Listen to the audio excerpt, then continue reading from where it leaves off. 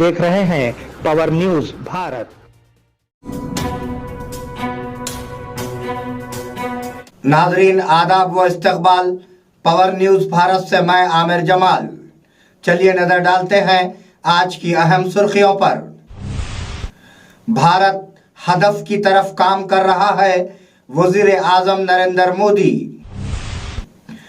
हम गदर के खानदान के साथ खड़े हैं, डिप्टी सीएम भट्टी विक्रमार्का। सीएम जगन घास खा रहे हैं, चंद्रबाबू नायडू। कांग्रेस के पास एक असल फिल्म है, केटीआर। नाजरीन अब खबरें तफसील से। भारत हदफ की तरफ काम कर रहा है, वजीर आजम नरेंद्र मोदी। वजीर आजम नरेंद्र मोदी ने कहा कि हिंदुस्तान अगले 25 सालों में अमृत काल के हदफ को हासिल करने के लिए काम कर रहा है। उन्होंने कहा कि हाल ही में मुल्क की आज़ादी के 75 साल मुकम्मल हुए हैं। जब 100 साल पूरे होंगे तो हिंदुस्तान को एक तरक्की याफ्ता मुल्क बना दिया जाएगा। ये अमृत काल में गुजरात का पहला आलमी सरबराही इजलास है। उन्होंने कहा कि हिंदुस्तान की तरक्की के सफर में 100 से ज्यादा ममालिक कलीदी शरकतदार हैं। विकसित बनाने का लक्ष्य रखा है और इसलिए ये 25 साल का कार्यकाल भारत का अमृत काल है। हम गदर के खानदान के साथ खड़े हैं, डिप्टी सीएम भट्टी विक्रमार्का। डिप्टी सीएम भट्टी विक्रमार्का ने यकीन दिलाया कि वो गदर के खानदान के साथ खड़े रहेंगे। ओहदा संभालने के बाद पहली बार डिप्टी सीएम ने सिकंदराबाद के वेंकटपुरम के महाबोधि विद्यालय में गदर के समाधि पर खिराजे अकीदत पेश की। बाद में वो उनकी अहले खाना से मुलाकात की।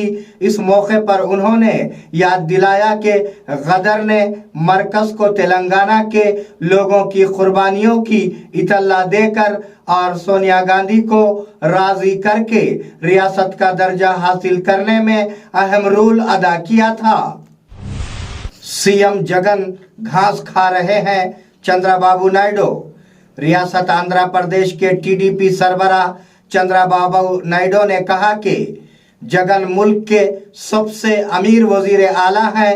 उन्होंने रियासत को तमाम शोबों में सबसे नीचे रखने पर तनकीद की।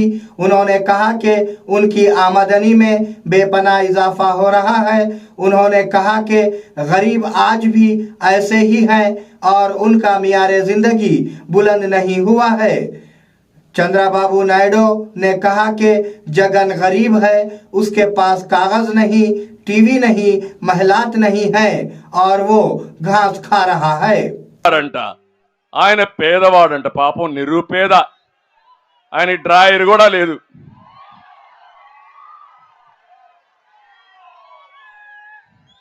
పేపర్ లేదు, టీవీ లేదు, బంగ్లాలు లేవు, ప్యాలెస్లు లేవు, బట్టలు లేవు.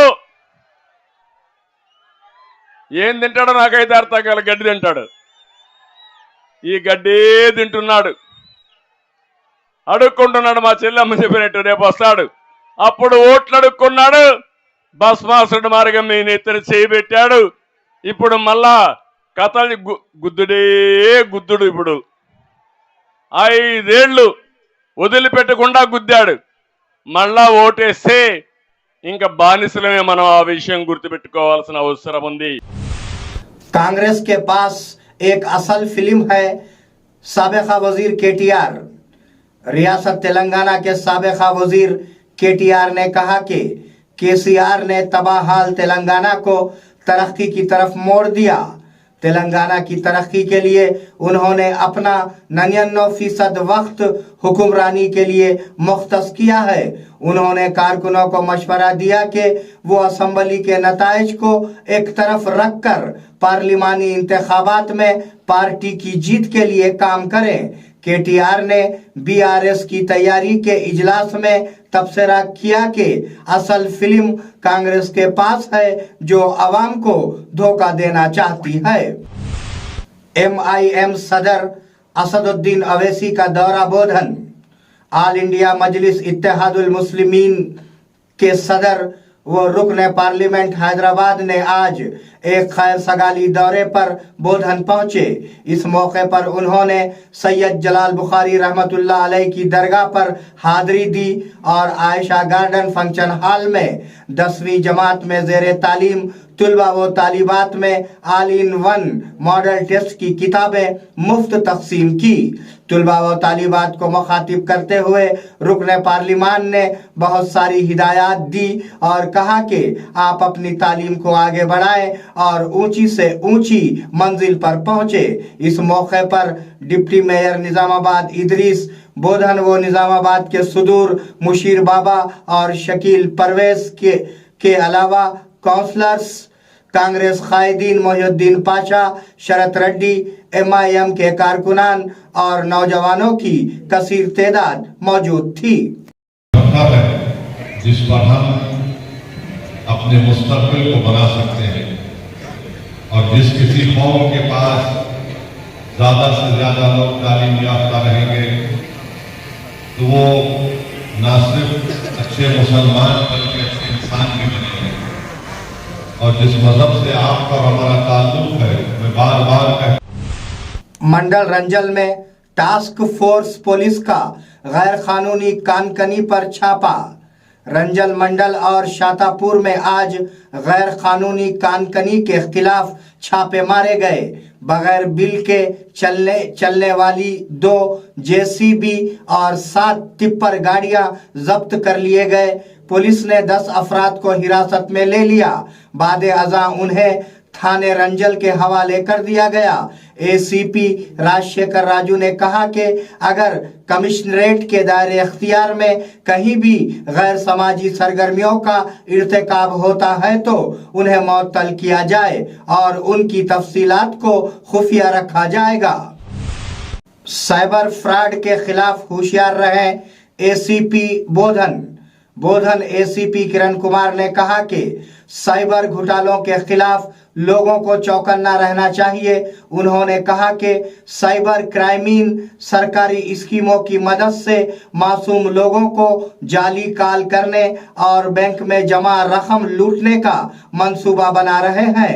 उन्होंने कहा कि जिन लोगों ने प्रजा पालना प्रोग्राम के जरिए अभया हस्तुम स्कीम के लिए दरखास्त दी है उन्हें मोहतात रहना चाहिए। नाजरीन, ये थे आज की अहम खबरें। आप जुड़े रहिए पावर न्यूज़ भारत के साथ। अल्लाह हाफिज, शब्बा खैर।